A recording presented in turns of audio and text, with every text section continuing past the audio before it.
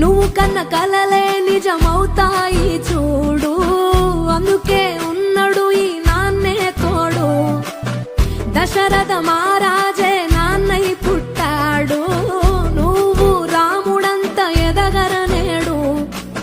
చరితలు ఎన్నడు చూడని మమతల గూడే వీధిరో, సంపద అంటే ఏదో కాదురో, ఇంతకు మించి అది